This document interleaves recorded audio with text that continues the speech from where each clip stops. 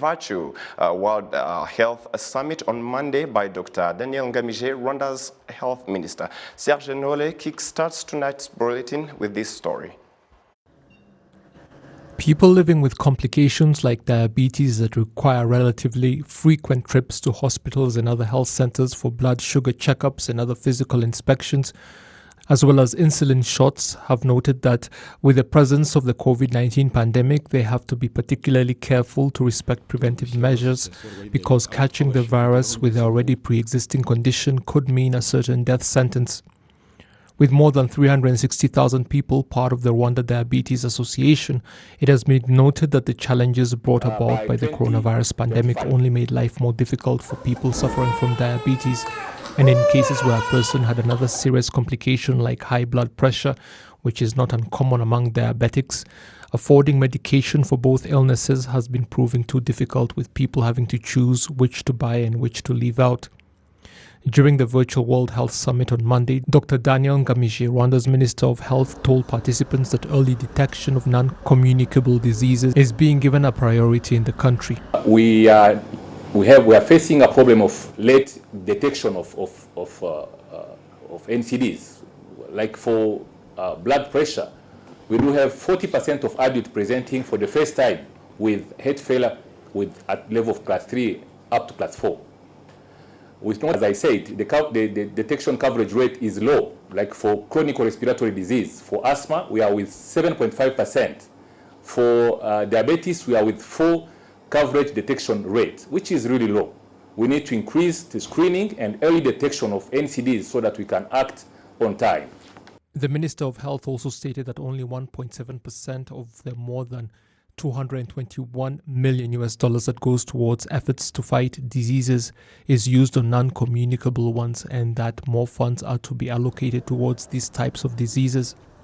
Over the next 5 years, up to 4.8 million Rwandans are to be followed up on directly with different health sector initiatives, helping the country reduce the deaths caused by non-communicable diseases by as much as 25%. The country is also looking to fulfill its SDGs concerning these types of diseases. Dr. Daniel Ngamije also spoke on Rwanda's continued fight against COVID-19. Recently, we noted that with COVID-19, NCDs are really a big problem by fragilizing people who are affected by COVID-19. We noted that 90% of 34 cases of death were with comorbidities made by NCDs. And if we got 34 cases of death, we can say that it's because early access to health facilities was, with early detection, facilitated the early treatment of people affected with COVID-19. And it's kept our case fatality rate at 0.7%.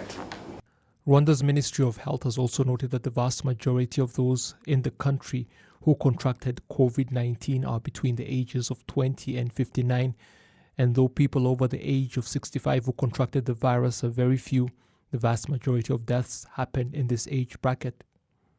In general, non-communicable diseases account for 44% of deaths in Rwanda, while 59% can be attributed to such diseases as well as injury. 15.9% of all adults in Rwanda have high blood pressure. In 2019, an additional 34,000 people in Rwanda were added to lists of those requiring special attention because of non-communicable diseases. 15,673 of those people have diabetes, with 10,741 suffering from asthma. Since 2018, the number of people able to access heart treatment at the country's health facilities has tripled from 25,353 to 88,486. The World Health Organization says 15 million people around the world die every year because of non-communicable diseases that affect the respiratory tract, diabetes, and cancer. Participants at the virtual summit agreed that more effort needs to be put in fighting non-communicable diseases if the 1/3 reduction targeted as part of the SDGs is to be attained.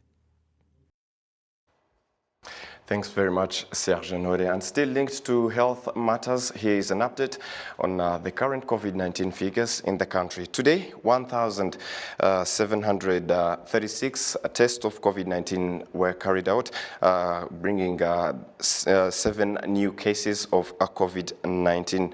Currently, the total cases stands at 7,073. The total tests of COVID-19 stands at 5,548,936 total tests of COVID-19. Today, 18 people recovered, bringing the total number of recoveries to 4,848. The number of deaths today, 0. Today, the number of active cases stands at 191. The test positivity rate stands at 0.4%. Among the 7 cases, 4 were found in Kigali, 1 in Rwanda district, 1 in Muhanga district, and 1 in Musanze district, signed the Ministry of Health. And now, still into local matters, the Public Service Commission's 2019-2020 report indicates that malpractice when it comes to human resource management among government institutions has resulted litigation affecting the government cases lost in court at the rate of 87% and payouts among 950 million Rwandan francs, while money attained from winning cases amounts to 8.5 million Rwandan francs. Officials from the PSC appeared before the Parliament on Monday to present the report and also outline objectives for the 2020-2021 fiscal year.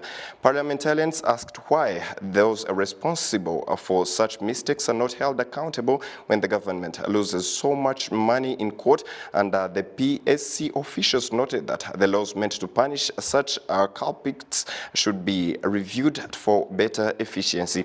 Sectors singled out as worst performing in this respect were education and health, while individual institutions are REG, WASAC, and Rwanda Education Board. And now, citizens using Huye Akanyaruba Road in Nyanza sector, Gisagara district, say that that borders Burundi and Rwanda, say that this has eased trade in the area and made goods accessible in the market. We have the story. Nyandwi Innocent lives next to the Burundi-Rwanda border. Munyaneza Martin is also motorcyclists in the area. They both say that the new road will go a long way in improving trade in the area. We are happy because the trading has eased up and we now get our crops to the market on time. We used to repair our cars and motors every day, but that's a thing of the past now. This road had not only eased trade but also created job opportunities to those that live near the area, and according to residents, this has helped improve their livelihoods in various ways. The Vice Mayor of Gisagara in charge of social and economic development, Habineza Jean-Paul, called for proper use of the roads. This will improve the livelihoods of the citizens, and we are calling on them to handle the roads well and keep the good work that they are doing. The 6-kilometer road was constructed in July this year, and the final finishing phase is in progress. And now, the United Nations Educational, Scientific and Cultural Organization, UNESCO, is working together with school administrators in seeing what should be focused on while preparing the desired world citizen in 30 years to come, basing on the Sustainable Development Programs. Ghislaine Mugwaneza has more on this story. These discussions are among the programs started by UNESCO in different parts of the world that aim at bringing together ideas and aspirations for appropriate education for children to become useful citizens in future. The school administrators were given an opportunity to mention the weaknesses found in education and the right education to be given to the world-desired citizen in 30 years to come. The principal of Notre Dame de Citeaux, Sister Helene Naiturichi, has said that the reason as to why there are weaknesses in education is that people are no longer passionate about certain important issues. Today, we are planting development in younger generations, and they're the one to care for us in our twilight years. And so, I believe more effort should be put in their upbringing among families, because it has become obvious that nowadays many parents neglect their responsibilities. Another thing is that educators that receive children should take good care of them. We should love those we serve, and we should do it for ourselves. The Rwanda National Commission for UNESCO National Coordinator appreciates that there are positive changes in education thanks to such discussions. To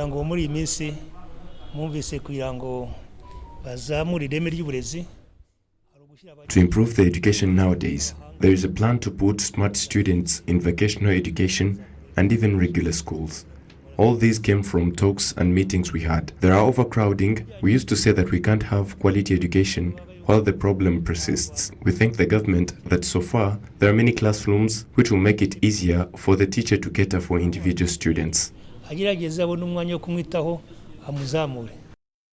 Albert Mutesa, the Secretary General of the Rwanda National Commission for UNESCO, has said that the decisions taken from these discussions are valuable in preparation of the global reforms.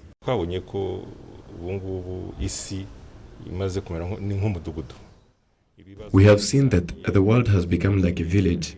We share the same problems such as climate change, COVID-19, health matters. That child should know how to deal with those world problems, as well as knowing the education and values to provide for that child. Those are the things every country is discussing about, and they will be brought together on the African and global level. In Rwanda, 37 schools work with the Rwanda National Commission for UNESCO, where they promote its principles, and this partnership started in 1998. And now, in Rwanda, there has been a significant decline in bean production to the extent the relevant authorities have announced that there are measures in place to find a lasting solution to this problem. Rwanda is one of the top 10 countries in the world in terms of bean production and is at the forefront of having the largest number of households that eat beans. However, they say that the issue of the lack of beans will only be solved if it is added to the agenda of the Nkunganire program like it is for other crops. Martina Abera has more on this. Across the country, there is a shortage of beans in the markets, and the price of beans per kilogram has reached 1,000 francs, and it has reached a point where farmers say they don't have seeds to plant. The issue of lack of beans is really serious, and it bothers us a lot. It is very hard because one has to immediately plant the seeds once you have gotten them from the market. Even the ones we planted refused to grow because it didn't rain when it was supposed to. So this is the second round.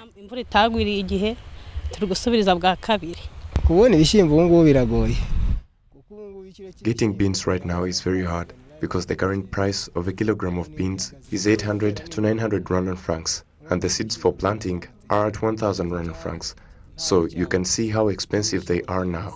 You see, when there is lack of beans, there is a problem because people won't have what to eat. And you know how much Rwandans love beans. Vegetable farmers also believe that the absence of beans amongst the other crops that were included in the Nkunganire program also prevents the bean growers from participating in harvesting due to the inability of the residents to buy it, and the fact that the Rwanda Agriculture Board does not harvest it in bulk is one of the reasons for the shortage, as George Ngarambe, who is one of the harvesters, gets to explain more.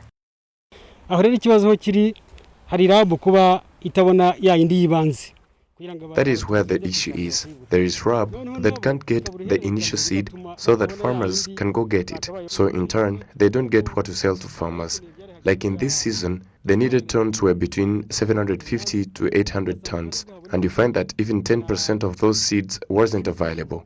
So the only option left is to look for the ones left in the markets and wait for the harvest. And if that doesn't work, then there will definitely be a shortage of beans in Rwanda. The RAB Deputy Director General, Dr. Charles Buchagu, admits that the bean seeds are not enough and says they have a plan with the World Bank on research to be conducted next year on the cost of bean seed production and its cost to the public.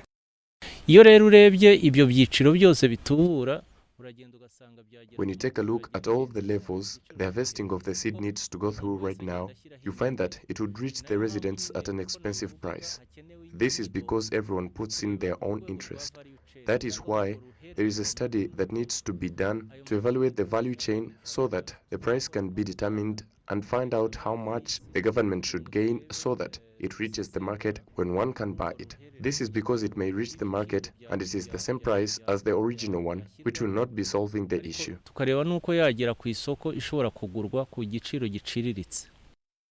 Agricultural expert and lecturer at the University of Rwanda, Dr. Okozehasi Celestine, finds that the solution to boosting bean production is to invest in basic bean farming because its yield is 3 times higher than the normal. We have to harvest basic beans because they are the ones that will yield 3 times than that of the normal bean.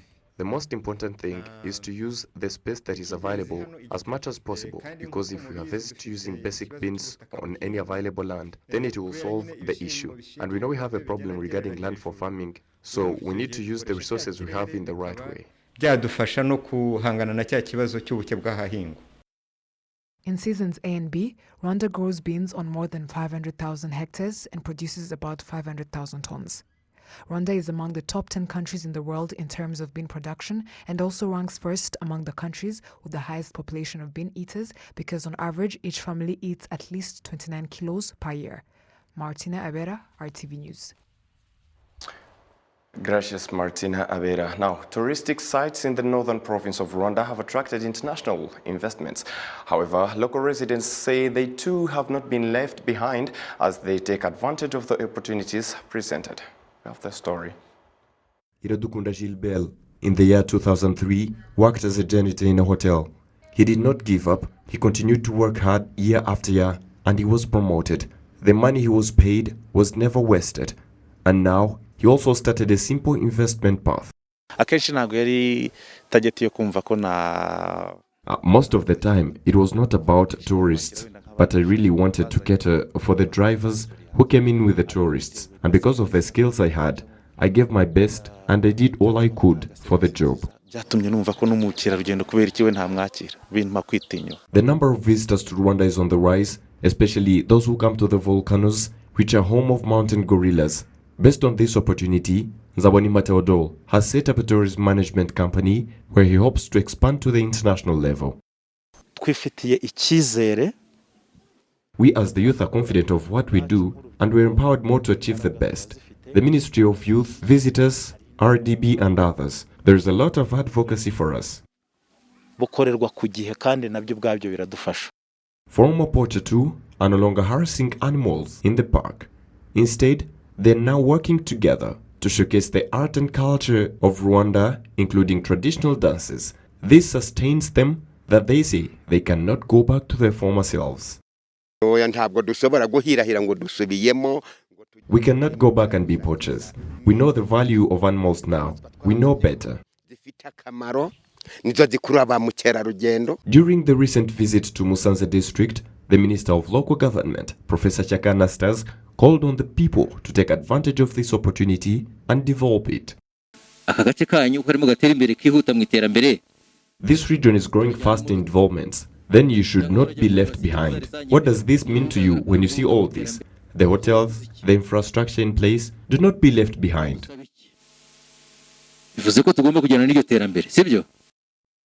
All these investments, according to the citizens, are a sign of better things to come for the local residents and also the international visitors. Now, the Ministry of Sports and Culture has announced the launch of a local cinema forum in the near future. The closer observers of the Rwanda cinema are happy that there is a level to which the industry has achieved, even though there is still much to do. We have more on this. Kalisa Ernest has been known for various names such as Samusure, Makuta and others in local films, having been in the industry for 18 years now.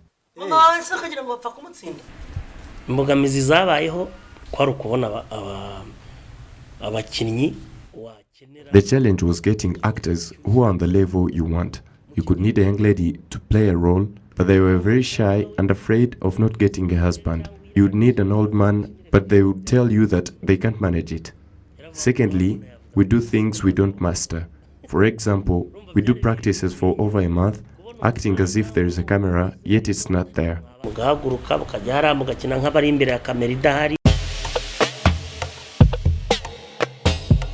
Vahav Janet and Benimana Ramadan are some of the most popular talented actors today.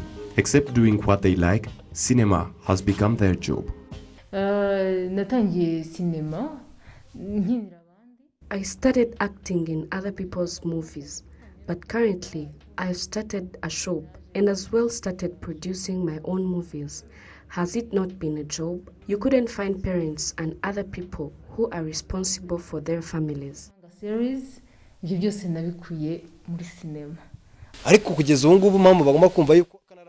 For them to accept that this is a job, they should tour around the city and see how Papa Sava appears on many billboards. You can incur 500,000 Rwandan francs a month. Just after a few days, a company can offer you a 20 million Rwandan francs contract. So, our income varies with time and period. I believe I'm among 60 young men with good living standards.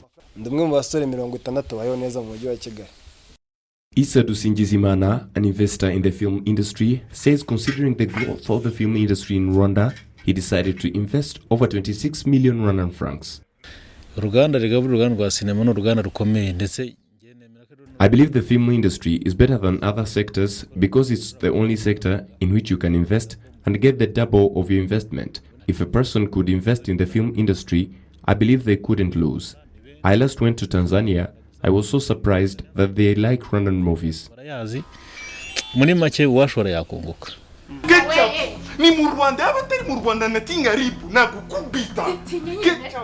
Despite the progress made in the film industry, there are still a number of challenges that remain to be overcome.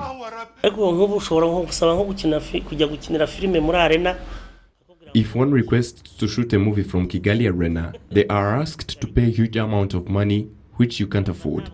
If you want to act as a soldier or policeman, you have to apply, and it can take you over 2 months to get the response. Getting their uniform is hard. Acting from the airport is even harder. The Minister of State in the Ministry of Youth and Culture, Honorable Edward Bamhoriki, says the film industry has faced many problems, but there are plans to develop it, including establishing a forum that will follow up on the problems facing the industry on a daily basis. We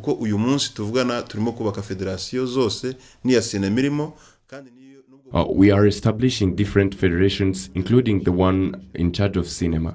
Had we done this in the last 3 years, we would be getting the outcome now. Those who will stay in the industry will get the profit. We are planning to develop the industry so that even foreigners can start coming to Rwanda to shoot their movies, as well as export our young talents to the international scene. We have hope, not based on the words, but what is currently being done in partnership with the actors. Actors cannot do it alone because there is no policy in place.